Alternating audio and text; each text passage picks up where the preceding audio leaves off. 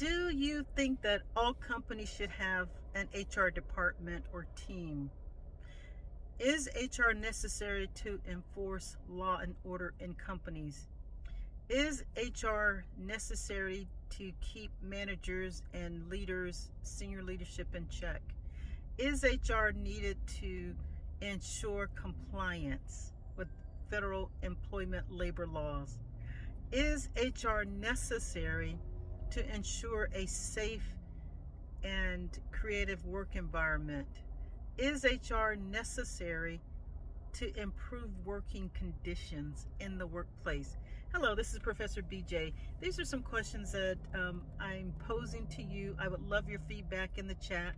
Many of you have had mixed results when you've gone to HR in your companies throughout your career or your life. Share those experiences with me in the chat. Tell me if you feel that HR is required. Let's say the company has 250 employees or more. Is it necessary? Or can the owner of the company, the CEO, be his or her own HR, for lack of better phrase here? Is it necessary for HR to enforce the code of conduct, to create and implement an employee handbook, to set forth the policies and procedures that the company will follow to ensure compliance with employment labor laws? Depends on your position. If you're a business owner, if you're an employee, if you've been in management, these are all very good questions and very valid questions. Again, I know the history. A lot of people think that HR is pro-management. However, HR's true role is to be an objective third party. When there's conflict resolution, when there are issues in the workplace, HR's job is to go in and investigate, because HR is not a manager of any employee. They're not in the immediate work environment. So it is the employee side of the story, management side of the story, and then there is a process called gathering of the facts. That's the purpose of an investigation, and to come to some conclusions, and or resolutions, to mediate when there's conflict resolution, to hold managers accountable if they do wrong, to hold the managers accountable and let them know that they are putting the company's reputation at risk, and also setting the company up for lawsuits. Again, this is for education and entertainment purposes only. What HR does is looks for patterns. I'm specifically talking now about the situation with Tyler Perry Studios. Again, allegedly for entertainment and educational purposes only. It has just come to light this week. I've talked about this in previous videos with the Derek Dixon situation. I think no less than 3 weeks ago. I talked about that. Toxic work environment, bad management. When does the leader of the organization, the owner of the business, the CEO, the president, says enough is enough? I have to hold myself accountable, therefore I hold my employees accountable. In HR, we look for patterns. In the case of Tyler Perry Studios, there have been so many that we don't even know about, but publicly, again, this is all public information that's been disclosed through social media news outlets. Christian Keys, Derek Dixon, and now we have Mr. Braxton, I believe his name is Wells, if I'm not mistaken, a veteran. Thank you for your service, sir. Again, allegedly, we're going by what's publicly disclosed.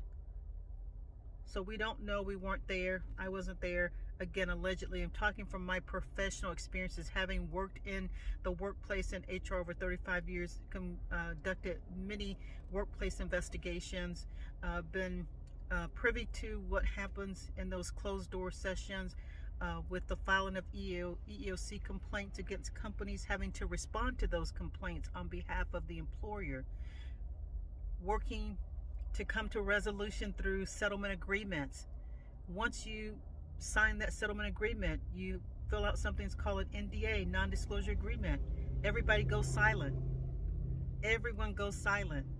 And if you breach that contractual agreement, then you're subject to a lawsuit. Whatever money you received in this settlement, whoever the company or the individual can go back and sue you to retrieve those funds. So again, a lot of moving parts, but I wanted to come and ask my audience, do you think HR is needed? Is it necessary? A good HR, I'm not talking about, BS HR, a very good, vibrant, professional, efficient HR team. Should all companies consider the value of HR? Again, not the day-to-day, I have a disagreement with this person or that person, if you don't like certain people in HR, but the whole idea that HR is is necessary to continue for the company to move forward. Just like we need a finance department, we need a payroll department, we need a risk department, we need a safety department, we need an operations team. Why is it that HR is usually not considered valuable? That's another question. That's the second question. First question, do you think that HR is necessary for companies 250 employees and beyond? Secondly, why is there no value attached to HR, or very little? Again, HR has so many hats that they wear in a day. Benefits, payroll, training and development, career advancement, health and safety. So all these different things at HR, discipline, terminations, all of these things that HR is in charge of. Why do people feel that they're not valuable just because of one perhaps interaction that you've had with them? So you want to take that and throw the whole team away, the whole department away. What about all the other things? HR is there to make sure that you're getting the benefits that you need, that you get paid on time, that your family can go to the doctor, that you get those insurance cards in a timely manner, that you get, comparable benefits. Maybe not, no one wants to pay for, but companies have to pay as well. So again, thank you for your time. I look forward to the discussion. Take care until the next video.